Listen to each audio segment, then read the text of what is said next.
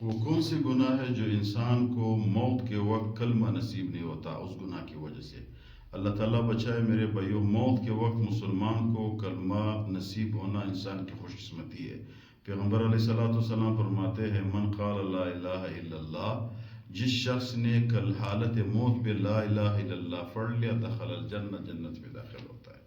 تو کلمہ بہت ضروری ہے۔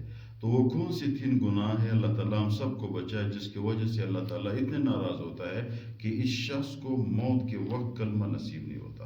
وہ 3 گناہ ہے۔ ایک یہ ماں باپ کی نافرمانی، جو بھی بندہ ماں باپ کے نافرمان ہے، اللہ تعالیٰ فرماتے وَقَضَىٰ رَبُّكَ أَلَّا تَعْبُدُوا إِلَّا إِيَّاهُ وَبِالْوَالِدَيْنِ إِحْسَانًا۔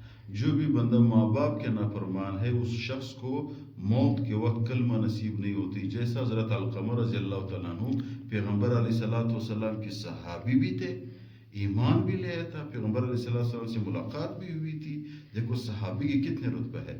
ماں اس سے ناراض تھی، حالت موت پہ کلمہ نصیب نہیں ہوتی، یعنی موت اس کو حالت موت پہ سختی آ گئی حضرت علقمہ رضی اللہ تعالیٰ عنہ پہ۔ ایک دوسرا گناہ کون سی ہے؟ مشرک، جو بھی بندہ شرک میں مبتلا ہے، اللہ تعالیٰ فرماتے ہیں ان اللہ لا یغفر ان یشرک بہ ویغفر ما دون ذلک لمن یشاء۔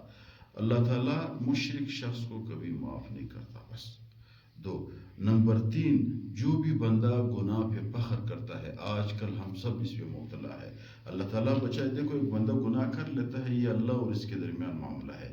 جو بھی بندہ گناہ پہ فخر کرتا ہے، کہتا ہے یار میں نے فلان عورت کے ساتھ یہ کیا، میں نے فلان لڑکی کے ساتھ یہ کیا، میں نے فلان بندے کے ساتھ یہ کیا، میں نے اس کو مارا اور میں نے اس کو ایسا کیا، میں نے اس سے پیسے لیے، میں نے اس پہ قبضہ کیا، میں نے اس کی زمین پہ قبضہ کر دیا۔